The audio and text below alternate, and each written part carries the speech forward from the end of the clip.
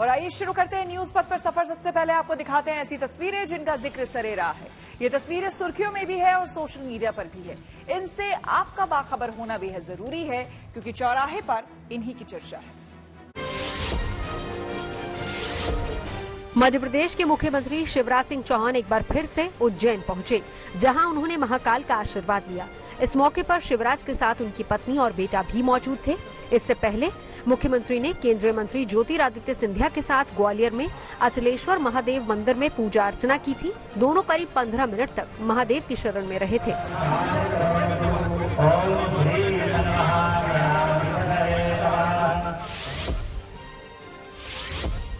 गुजरात में अभी से गरबा की तैयारी शुरू हो गई है।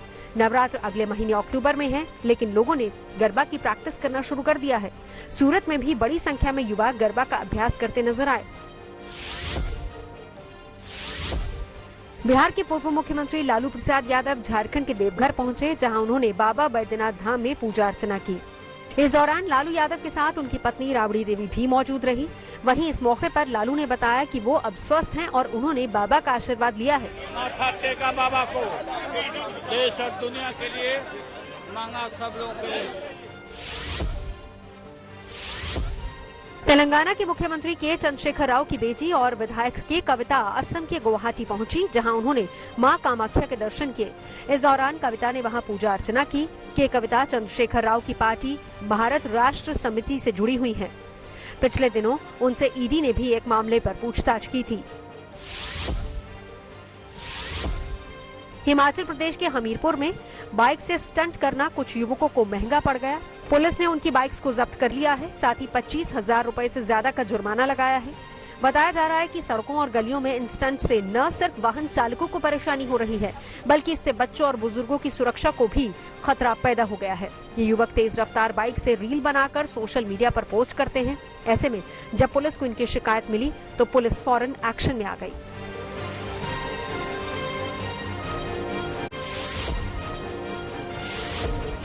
यूपी के फर्रुखाबाद में एक सिपाही की चिट्ठी वायरल हो गई। दरअसल सिपाही राघव चतुर्वेदी ने अपनी शादी के लिए लड़की देखने को लेकर छुट्टी का आवेदन किया था।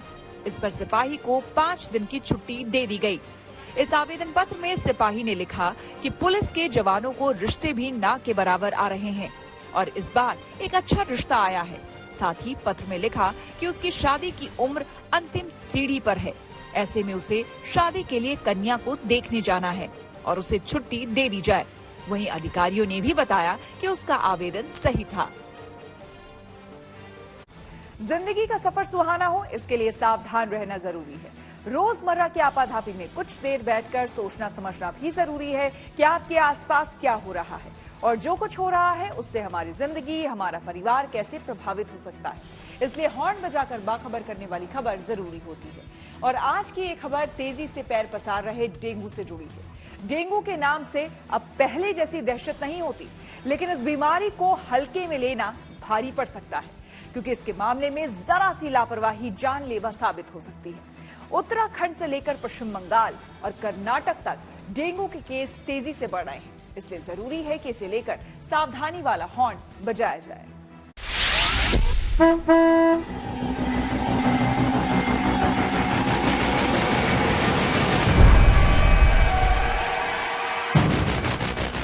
दिल्ली हो या देहरादून, गुड़गांव हो या लखनऊ, अस्पतालों के डेंगू वार्ड में मरीजों की तादाद लगातार बढ़ रही है। इनमें महिलाएं भी हैं और पुरुष भी, बड़े भी हैं और बच्चे भी। वैसे तो अस्पताल में जानलेवा डेंगू से निपटने की पूरी तैयारी है। प्रशासन भी अपनी तरफ से मुस्तैद है।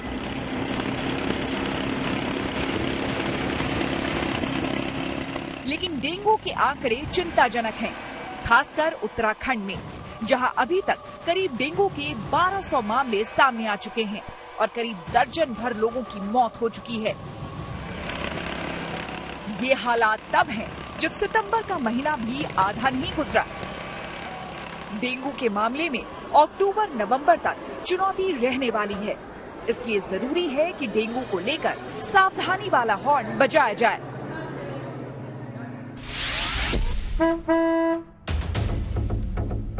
दिल्ली के करीब नोएडा में डेंगू के करीब 300 मामले सामने आ चुके हैं। इसी तरह गाजियाबाद में 80 से ज्यादा मरीज हैं और गुड़गांव में डेंगू मरीजों का आंकड़ा 120 तक पहुंच चुका है। दिल्ली में नए आंकड़े नहीं आए, लेकिन अगस्त के पहले हफ्ते में ही 105 मरीज सामने आए। बिहार में 2 दिनों के अंदर 134 नए डेंगू के मामले सामने आए हैं। सबसे ज्यादा प्रभावित जिलों में पटना और भागलपुर है। कर्नाटक में डेंगू के मरीजों का आंकड़ा करीब 7,000 तक पहुंच गया है। अकेले बेंगलुरु में मरीजों की संख्या करीब 4,000 हो चुकी है।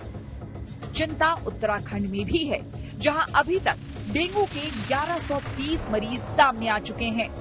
इनमें भी सबसे ज्यादा यानी 655 मरीज देहरादून में सामने आए हैं। हमारी टीमें लगातार सभी अस्पतालों में जा रही है, सभी स्तर के अधिकारी भी जा रहे हैं और हमारा मेन कंसर्न है कि किसी को भी अस्पताल में बेड जरूर मिले, जरूरत होने पे प्लेटलेट जरूर मिले और उसकी सघन मॉनिटरिंग हो ताकि कोई ऐसा कॉम्प्लिकेशन ना हो जो उसकी हम जान न बचा पाए। डेंगू की चुनौती देखते हुए उत्तराखंड सरकार अलर्ट मोड में है। ऐसे जिलों और अस्पतालों में व्यवस्था को दुरुस्त करने के निर्देश दिए गए हैं। निजी अस्पतालों को भी सख्ती से दिशा निर्देश पालन करने का आदेश दिया गया है। किसी भी प्रकार की ओवर चार्जिंग या मिसमैनेजमेंट, चाहे वो गवर्नमेंट हॉस्पिटल हो या प्राइवेट हॉस्पिटल हो, उनके द्वारा किया जाता है तो हेवी से हेवी फाइन उन पे लगाया जाएगा। और क्लिनिकल एस्टैब्लिशमेंट एक्ट में लगभग 50,000 से 2 लाख तक का फाइन का प्रावधान है और किसी भी प्रकार की अगर कोताही पाई गई तो फाइन लगाने में स्वास्थ्य डिपार्टमेंट पीछे नहीं हटेगा। डेंगू को लेकर चिंता गुड़गांव में भी है, जहां मरीजों की संख्या बढ़ने से प्रशासन अलर्ट है। पूरी कोशिश की जा रही है कि डेंगू के मच्छर ना पनपे। इसके लिए फॉगिंग भी हो रही है और लापरवाही बरतने वालों पर जुर्माना भी लगाया जा रहा है। असल में बारिश की वजह से हुए जलभराव के कारण डेंगू और मलेरिया वाले मच्छर पैदा होने का खतरा है। घरों में भी डेंगू के मच्छर पैदा ना हो, इसकी कोशिश जारी है।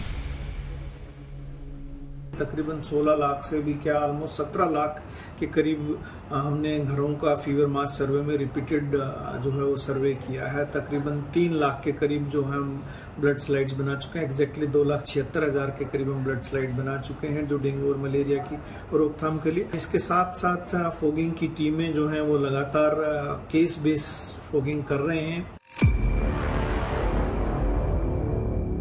यूपी बिहार में भी डेंगू के मामले तेजी से बढ़ रहे हैं।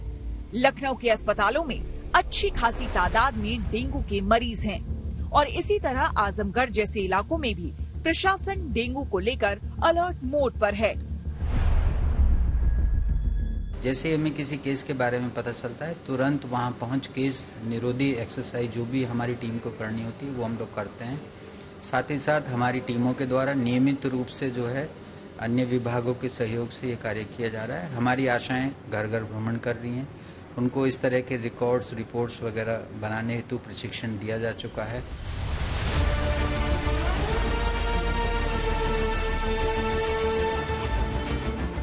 उत्तर प्रदेश में मई से अब तक डेंगू के करीब 2,500 मरीज सामने आ चुके हैं और इनमें से आधे से ज्यादा मरीज पिछले 25 दिनों में मिले हैं। कहने की जरूरत नहीं, ये हालात चिंताजनक हैं और इसलिए सभी अस्पतालों में डेंगू के मरीजों के लिए दवा और जांच की पर्याप्त व्यवस्था की जा रही है।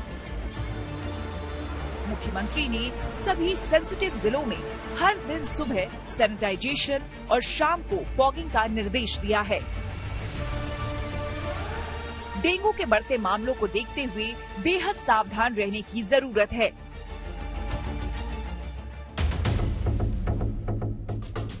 यदि आपके घर में या घर के आसपास पानी जमा है तो उसे तुरंत साफ करें। अपने कूलर में रखे पानी को खाली कर लें। नाली और पानी निकलने वाले पाइपों की भी सफाई करें। लंबी बाजू वाली शर्ट, लंबी पैंट, मोजे पहने। हल्के रंग के कपड़े भी मच्छरों को रोकने में मदद कर सकते हैं। बच्चों को पार्क में मच्छर ना काटे, इसका ध्यान रखें। अगर आपको या घर में किसी को डेंगू हो जाता है तो ध्यान रखना होगा कि वायरस दूसरों तक ना पहुंचे, यानी उपचार के साथ एहतियात भी बरते और दूसरों को सतर्क करने के लिए हॉर्न बजाएं। Bureau report, good news today. Karnataka में पिछले कुछ दिनों में डेंगू मरीजों का आंकड़ा 7,000 से ज्यादा हो गया है और इनमें 4,000 मरीज सिर्फ बेंगलुरु में हैं। कर्नाटक सरकार इससे निपटने के लिए सभी इंतजाम कर रही है। इसके लिए एक नई पहल भी की गई है। आपको बता दें कि डेंगू की निगरानी के लिए एक डैशबोर्ड और मोबाइल ऐप लॉन्च किया गया है ताकि बीमारी की रोकथाम की जा सके। डैशबोर्ड डेंगू के मामलों की भविष्यवाणी करने वाला सॉफ्टवेयर है जो कि मेडिकल अधिकारियों को डेंगू के प्रसार के हिसाब से तैयारी करने में मदद करेगा। ये सॉफ्टवेयर आर्टिफिशियल इंटेलिजेंस पर आधारित है जो 4 हफ्ते पहले ही किसी इलाके में डेंगू के तेजी से फैलने की भविष्यवाणी कर सकता है। डैशबोर्ड का इस्तेमाल फिलहाल हेल्थ केयर वर्कर्स और अधिकारी करेंगे। मोबाइल ऐप भी डैशबोर्ड से जुड़ा हुआ है, लेकिन इसका अलग से भी इस्तेमाल हो सकता है। डेंगू के मामले में कौन से एहतियात जरूरी हैं, इस पर हमने बात की डॉक्टर एनके सिंह से।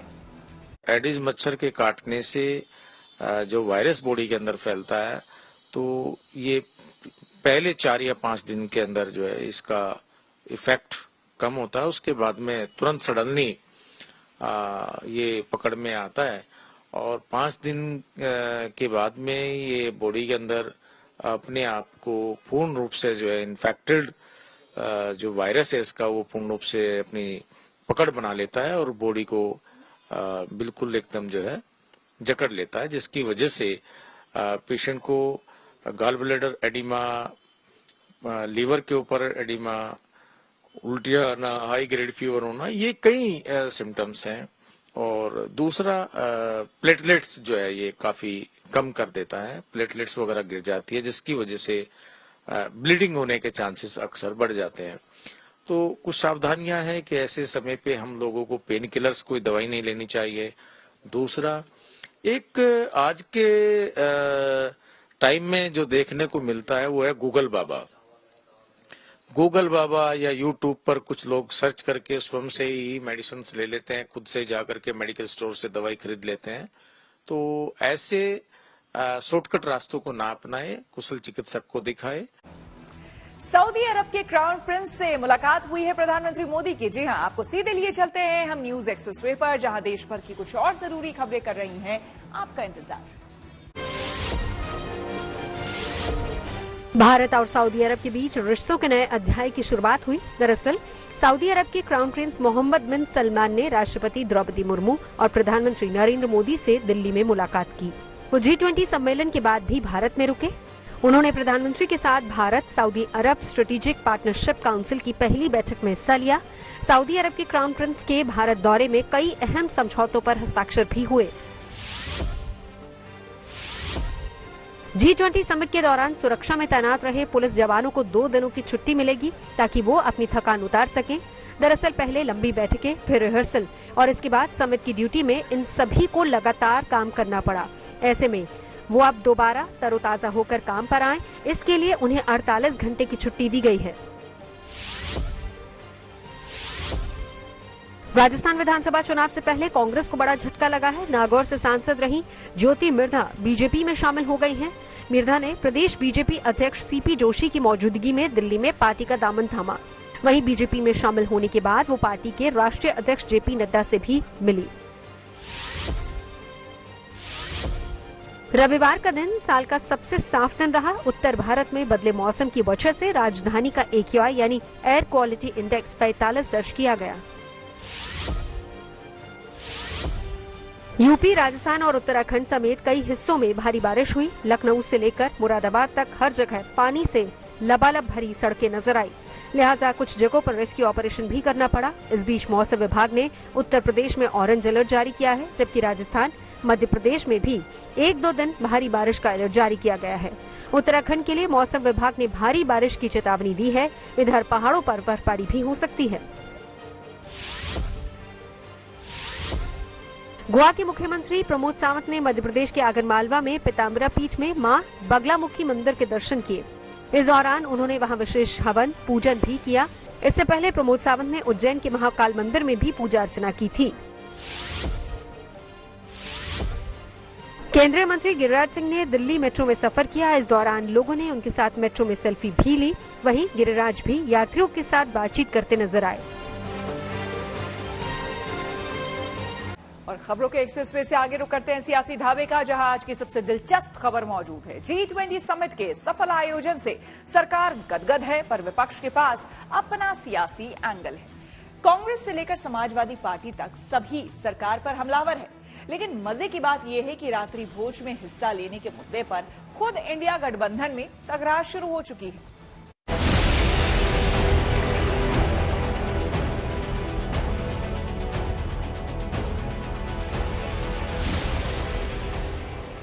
दिल्ली में G20 का रंग कुछ ऐसा जमा कि दुनिया दंग है, लेकिन इस रंग में थोड़ा सियासी भंग है। कहाँ तो समिट में हासिल देश की उपलब्धियों की तारीफ होनी चाहिए थी, और कहाँ विपक्ष इसमें फिजूल खर्ची का एंगल निकालकर सरकार को कोसने में लगा है।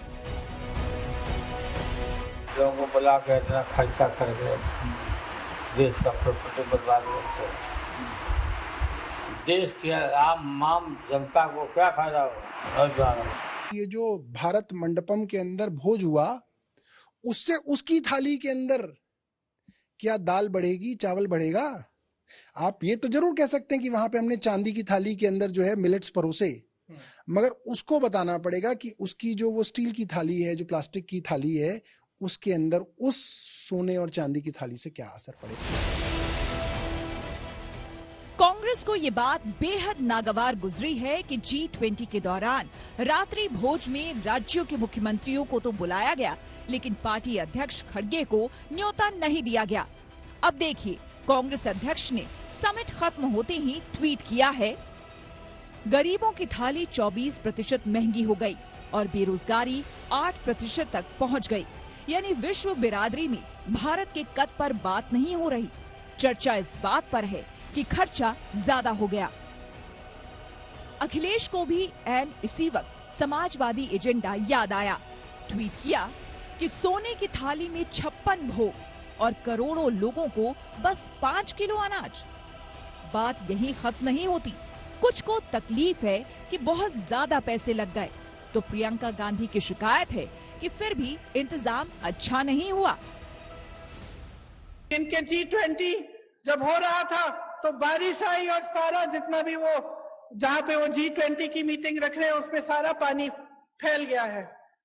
मेरे मन में एक बात आई कि शायद जो हमारे देशवासी डर के मारे कह नहीं पा रहे हैं, भगवान ने कह दिया कि अपना अहंकार कम करो, अपना अहंकार कम करो, इस देश ने तुम्हें बनाया है।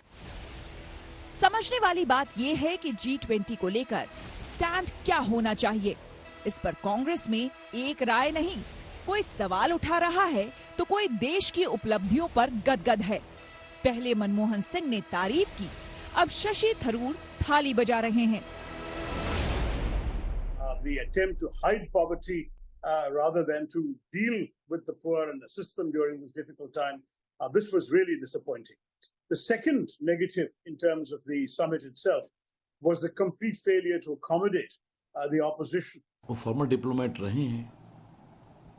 आज जिस तरह से मोदी जी की अगुवाई में भारत का मान बढ़ा है, जिस तरह से एक सर्वानुमति का कंसेंसस आया है, जिस तरह से क्या अमेरिका, क्या इंग्लैंड, क्या यूरोप, जिस तरह से अफ्रीकन यूनियन को जगह मिली है G20 में, तो भारत की बहुत बड़ी कूटनीतिक सफलता है।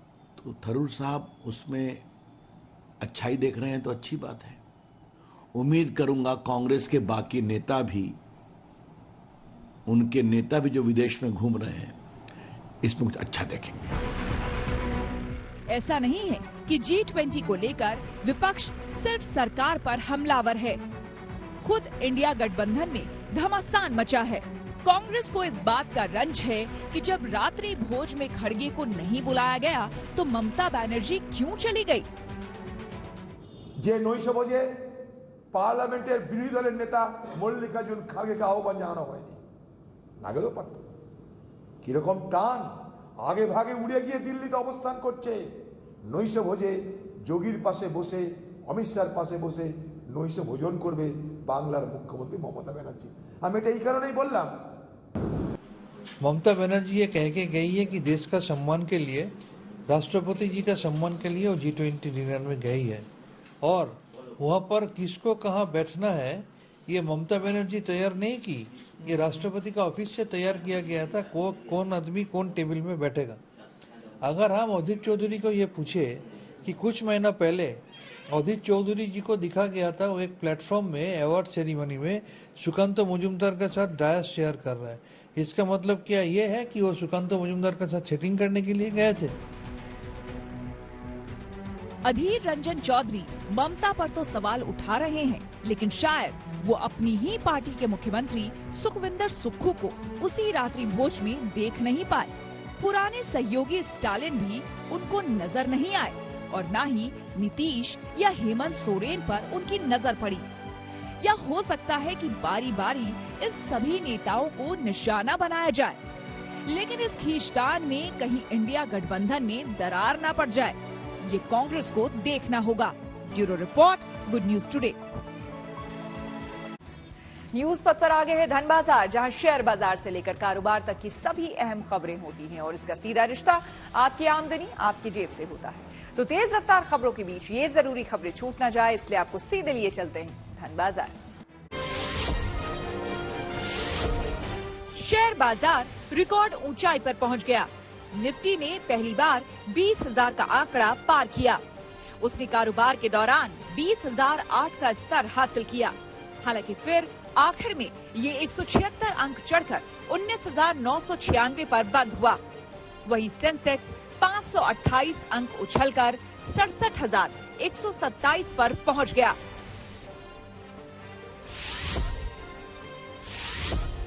दिल्ली सराफा बाजार में सोने के दामों में गिरावट देखी गई। सोने का भाव 50 रुपए गिर गया, यानी अब दिल्ली में 10 ग्राम सोने की कीमत 60,000 रुपए हो गई। हालांकि चांदी के भाव में बढ़त रही। चांदी 500 रुपए महंगी हो गई और चांदी 74,400 रुपए प्रति किलो पर है। कार मेकर कंपनी BMW ने अपनी नई car grand Turismo M sport signature launch कर दी। इस नई कार की बुकिंग भी शुरू हो गई है। अभी ये कार पेट्रोल इंजन में लॉन्च हुई। कंपनी ने इस नई कार की कीमत 75,90,000 रुपए रखी है। खास बात ये भी है कि इसका प्रोडक्शन चेन्नई प्लांट में हुआ है। मोटर बाइक कंपनी KTM ने अपनी 2 नई बाइक लॉन्च कर दी। इन दोनों बाइकों का नाम 250 ड्यूक और 390 ड्यूक है। बता दें कि कंपनी ने दोनों बाइकों को नए फ्रेम पर तैयार किया है। इसके साथ ही इस नई बाइक में स्मार्टफोन कनेक्टिविटी फीचर दिए गए हैं। KTM 250 ड्यूक की शुरुआती कीमत 2,39,000 रुपए, जबकि 390 ड्यूक की शुरुआती कीमत 3,11,000 रुपए है। और अब रुक करते हैं प्रगति मार्ग का, जहां ऐसी खबरें हैं जो कि देश की तरक्की, प्रगति और लोगों की काबिलियत दिखाती है। इसी कड़ी में आज भारत के वैज्ञानिकों की बात होगी। चांद पर कदम रखने के बाद अब भारतीय वैज्ञानिकों ने समुद्र की गहराइयां मापने की तैयारी कर ली है। जल्द ही स्वदेशी समुद्रयान समंदर की गहराइयों में छिपे खजाने की तलाश में उतरने वाला है। केंद्रीय मंत्री किरण रिजिजू की इस मिशन पर करीब से निगाहें हैं। देखिए क्या कुछ खास है इस स्वदेशी समुद्रयान में।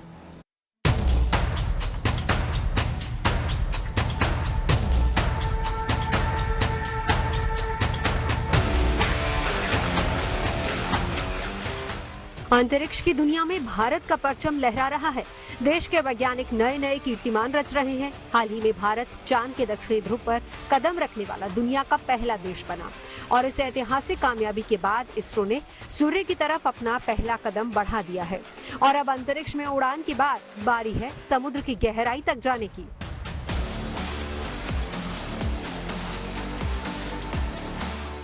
दरअसल भारत जल्द ही अपने समुद्रयान मिशन का ट्रायल शुरू करने जा रहा है। इस मिशन के तहत एक स्वदेशी सबमर्सिबल में 3 लोगों को बिठाकर समुद्र की गहराई में भेजा जाएगा। इस समुद्रयान का नाम मत्स्य 6000 रखा गया है। ये एक तरह का स्वदेशी सबमर्सिबल है जिसका वजन करीब 25 टन है और इसकी लंबाई 9 मीटर है और चौड़ाई 4 मीटर। इस समुद्रयान में 96 घंटों तक ऑक्सीजन का बैकअप रहता है। इस समुद्रयान को समुद्र तल से करीब 6000 मीटर गहराई तक ले जाया जा सकता है, जो समुद्र की गहराई में कोबाल्ट, निकल और मैग्नीज जैसी धातुओं की खोज करेगा।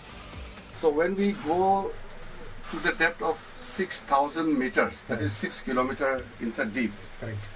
What is the change which you can feel here, despite Here all the actually, protection? sir, here it will be completely atmospheric pressure, and there is no temperature. Temperature is here, it is insulated because outside temperature and our heat is there because of the components. वैज्ञानिकों की 2 साल की कड़ी मेहनत के बाद ये समुद्रयान बनकर तैयार हुआ है। इसे 2024 के शुरुआती महीनों में ही बंगाल की खाड़ी में छोड़ा जाएगा, जो समुद्र की गहराई में छिपे रहस्य को बेपर्दा करेगा। Bureau report, good news today. Social अड्डा में आज का मुद्दा लेजीनेस यानी कि आलस से जुड़ी एक अजीबोगरीब प्रतियोगिता से जुड़ा है। हमारे देश और दुनिया में तमाम तरह के अनोखे और दिलचस्प रीति रिवाज और कंपटीशन देखने को मिलते हैं, लेकिन यूरोप के एक देश में सबसे आलसी व्यक्ति को चुनने की एक अनूठी प्रतियोगिता सबका ध्यान खींच रही है। साउथ ईस्ट यूरोप में स्थित मॉन्टेनेग्रो में एक कंपटीशन करवाया जा रहा है जिसमें प्रतियोगियों को अपने आलसीपन की हद दिखानी है। मीडिया रिपोर्ट के मुताबिक इस कंपटीशन को शुरू हुए 24 दिन बीत चुके हैं और माना जा रहा है कि ये अभी कई दिन और चलेगा। ये अजीबोगरीब प्रतियोगिता मॉन्टेनेग्रो के रिजॉर्ट विलेज डॉन्जा ब्रेजना में हो रही है, जिसमें हिस्सा ले रहे 21 प्रतियोगियों में से सबसे आलसी व्यक्ति को विजेता घोषित किया जाएगा। सबसे आलसी व्यक्ति का खिताब पाने के लिए लोग महीने भर तक बिस्तर पर पड़े रहते हैं। उन्हें उठने बैठने की मनाही होती है। अपने तरह की इस अनोखी प्रतियोगिता में हिस्सा लेने वाले लोगों को लेटे लेटे ही सारे काम करने होते हैं। ये प्रतियोगी लेटे लेटे ही खा पी सकते हैं, मोबाइल और लैपटॉप पर भी काम कर सकते हैं। इसके साथ ही प्रतियोगियों को हर 8 घंटे बाद सिर्फ 10 मिनट का टॉयलेट ब्रेक दिया जाता है। जानकारी के मुताबिक मॉन्टेनेग्रो में ये प्रतियोगिता पिछले 12 साल से होती आ रही है। इस प्रतियोगिता के विजेता $1070 यानी कि करीब 90,000 रुपए का पुरस्कार उन्हें दिया जाता है। इस बार अभी तक पिछले साल 117 घंटे का रिकॉर्ड टूट चुका है। इतना समय गुजर जाने के बाद भी कई प्रतियोगी उठने को तैयार नहीं है। आयोजक ने बताया कि ये प्रतियोगिता एक लोकप्रिय मिथक का मजाक उड़ाने के लिए शुरू की गई थी, जिसमें कहा जाता है कि मॉन्टेनेग्रो के नागरिक बहुत आलसी होते हैं। इस अनोखी प्रतियोगिता को लेकर भारतीय क्या सोचते हैं, ये जानने के लिए हमने कुछ लोगों से बात की और उनकी राय जानी। कहते हैं आलस बुरी बला है, लेकिन अगर आपको उसी आलस के पैसे मिले, इनाम मिले, तो किसको बुरा लगेगा? आपको बुरा लगेगा अगर आपको आलस करने के पैसे मिलेंगे? जी बिल्कुल नहीं। तो कितने, अगर आपको रेट करना हो खुद को आलस पने में, तो 1 से लेकर 10 पैमाने में कितने पे रेट करेंगे? जी मैं अपने आप को आलसी पने में 10 में से 5 पॉइंट दे दूंगा। 5 पॉइंट दे दोगे? क्या है ऐसी आलसी पने की हरकतें आपकी? क्या ज्यादा फोन देखते हो, सोते हो, ऑफिस जाने में आलस आता है? जब इंस्टा चला रहे होते तो रील जब स्क्रॉल कर रहे होते तो बड़ा इंटरेस्ट आता है उस चीज में, तो लेटे लेटे स्क्रॉल करते हुए घंटों घंटों बीत जाते हैं, तो इस चीज में इंटरेस्ट आता है, तो इसलिए मैं कह सकता हूँ ये आलसी पना भी एक है। आपका क्या है आलस के मामले में? आप कितने आलसी हैं या बहुत एक्टिव हैं? नहीं मैम, मैं तो सही नहीं समझता आलस करना, क्योंकि मेहनत करने से ही आपको पता है कि। लेकिन आलस सबके अंदर होता है। सुबह जब हम उठते हैं तो मन नहीं करता ऑफिस जाने का। कभी हुआ है आपके साथ ऐसा? हाँ मैम, मैं भी जॉब करता हूँ तो आलस तो थोड़ा रहता ही है, लेकिन अपने आप को एक्टिवेट रखना जरूरी है। मैं आलसी हूँ मैं जरूर पैसा कमाना चाहता हूँ अपने आलस से। तो अगर आपको बोले, मैं आपसे पूछूं कि आप कितने घंटे तक लगातार सोए हो, अपने एक्सपीरियंस से बताना कि कितनी देर तक बिना खाए पिए छुट्टी वाले दिन कितने घंटे सोए हो? मैं मैक्स 18 घंटे। 18 घंटे तक सो लेते हो? जी। घर वाले कुछ नहीं बोलते? नहीं, मैं बाहर रहता हूँ घर से, मेरा इवेंट्स का काम है, तो जब कोई इवेंट खत्म होता है तो मैं पूरे 2 दिन तो लगा देता हूँ अपनी बॉडी को आराम देने के लिए। मुझे तो हर काम में आलस आता है। हर काम में आलस आता है? जी मैम। तो आप अपने आप को आलसी नंबर 1 का खिताब दोगे? Yes ma'am. काम करने वाले बंदे हम आलस नहीं दिखा सकते। लेकिन अगर बिना काम करे आप जीत जाए, आपको बोले कि सिर्फ सोना है? नहीं, सोना नहीं। आलस तो सबको आता है। हमें नहीं आता आलस, हम तो काम करते हैं, सोते टाइम पे ही है, टाइम पे काम करते हैं। आलस तो सबको आता है, जो भी इंसान काम करता है वो भी थकता है, उसको भी आलस आता है। और आलस को सोने का पैसा मिले, बिल्कुल जोक सोएगा, लेकिन कुछ हद तक कुछ हद के बाद लोग थकता है, सोने से भी थकता है। ये भगवान ने जो गॉड ने दिया ना बॉडी, शरीर, इसमें खाने को भी चाहिए, सोने को भी चाहिए, घूमने को भी चाहिए, रहने को भी चाहिए। तो ये सारी चीज इसी में ही है। और इतना आलसी वही होगा जो कुछ लगा लुगू के सो जाता होगा। बाकी आलसी आज के जमाने में लोगों की 8 और 6 घंटे की नींद पे काम कर रहे हैं आज की तारीख में। बहुत आलसी होते हैं, कुछ बच्चे आलसी ऐसे होते हैं कि जिन्हें आराम की जिंदगी मिली है। न्यूज पथ के सफर में आगे पब्लिक होर्डिंग पर दिल्ली से जुड़ी एक जरूरी खबर है। दिल्ली सरकार ने एक बार फिर से देश की राजधानी में पटाखों पर पूरी तरह से पाबंदी लगाने का फैसला लिया है। आपको बता दें कि दिल्ली के पर्यावरण मंत्री गोपाल राय ने बताया है कि इस साल भी राजधानी में पटाखों पर बैन जारी रहेगा। गोपाल राय के मुताबिक दिल्ली में सभी तरह के पटाखों के बनाने, बेचने और स्टोर करने पर पाबंदी रहेगी। ऐसा इसलिए किया गया है ताकि सर्दियों के दौरान दिल्ली में बढ़ने वाले वायु प्रदूषण को काबू में रखा जा सके। इस बैन को लागू करवाने के लिए सरकार की ओर से दिल्ली पुलिस को सख्त निर्देश दिए गए हैं। दिल्ली सरकार पिछले 3 वर्षों से राजधानी में सभी तरह के पटाखों पर पाबंदी लगाती आ रही है। दिल्ली के पर्यावरण मंत्री ने बताया कि सरकार के इस कदम से दिल्ली की हवा पिछले 5 से 6 वर्षों में काफी सुधरी है और इसे आगे और ठीक करना है। पिछले साल दिल्ली सरकार ने दिवाली के मौके पर आतिशबाजी पर बैन लगाया था। बैन का उल्लंघन करने पर 6 महीने तक की जेल और 200 रुपए का जुर्माना लगाया था। एक्सप्लोसिव एक्ट के तहत दिल्ली में पटाखों को बनाने, स्टोर करने और बेचने पर 5,000 रुपए तक का जुर्माना और 3 साल की सजा हो सकती है। नोकिया का नया स्मार्टफोन हुआ लॉन्च। टेक्नोलॉजी से जुड़ी हर एक जरूरी खबर को जानने समझने के लिए आइए चलते हैं डिजिटल गली। एप्पल मंगलवार को आईफोन 15 सीरीज पेश करेगी। ये कार्यक्रम भारतीय समय के मुताबिक रात 10:30 बजे से शुरू होगा। चर्चा है कि कंपनी आईफोन 15 सीरीज में 4 नए आईफोन मॉडल पेश कर सकती है। संभावना है कि इनमें iPhone 15, iPhone 15 plus, iPhone 15 pro और आईफोन 15 प्रो मैक्स शामिल हैं। नोकिया ने G42 5G स्मार्टफोन लॉन्च कर दिया है। इसकी कीमत 12,599 रुपए रखी गई है। दावा है कि ये फोन एक बार में फुल चार्ज होने पर 3 दिन का बैटरी बैकअप देगा। ग्राहक इसे 15 सितंबर यानी इसी शुक्रवार से कंपनी की वेबसाइट और ई-कॉमर्स वेबसाइट Amazon से खरीद सकते हैं। रोहन बोपन्ना रैंकिंग में पहुंचे नए मुकाम पर। जी हां, खेल जगत से जुड़ी कुछ और खबरों को जानने के लिए चलिए सीधे खेल चक्कर। एशिया कप में पाकिस्तान के खिलाफ विराट कोहली ने शतक जड़कर कई रिकॉर्ड अपने नाम किए। कोहली अब वनडे में 13,000 रन बनाने वाले दुनिया के 5वें खिलाड़ी भी बन गए। अब उनसे आगे सचिन तेंदुलकर, कुमार संगकारा, रिकी पॉन्टिंग और सनत जयसूर्या हैं। हालांकि कोहली सबसे कम 267 पारियां खेलकर इस मुकाम तक पहुंचे। टेनिस खिलाड़ी रोहन बोपन्ना डबल्स की ताजा रैंकिंग में 7वें नंबर पर पहुंच गए। उन्होंने ऑस्ट्रेलिया के अपने जोड़ीदार मैथ्यू एब्डन के साथ ये मुकाम हासिल कर लिया। बोपन्ना और एब्डन की जोड़ी यूएस ओपन के फाइनल तक पहुंची थी। एशियन गेम्स के लिए 15 और खिलाड़ियों के नाम जोड़े जाएंगे। इनके नाम चंडीगढ़ में आयोजित इंडियन ग्रॉ प्री से शामिल होंगे। अभी तक एथलेटिक्स दल में 65 खिलाड़ी शामिल हैं। सर्बिया के टेनिस खिलाड़ी नोवाक जोकोविच ने यूएस ओपन का खिताब अपने नाम कर लिया। उन्होंने फाइनल में रूस के डैनियल मेदवेदेव को 6-3, 7-6 और 6-3 से शिकस्त दी। ये जोकोविच का 24वां ग्रैंड स्लैम खिताब है। न्यूजीलैंड क्रिकेट बोर्ड ने सोशल मीडिया पर एक वीडियो शेयर किया जिसमें वर्ल्ड कप के लिए खिलाड़ियों के परिवार वाले उन्हें शुभकामनाएं देते नजर आए। इस वीडियो में क्रिकेटर्स के बच्चे भी शामिल रहे। My dad dreamed bold.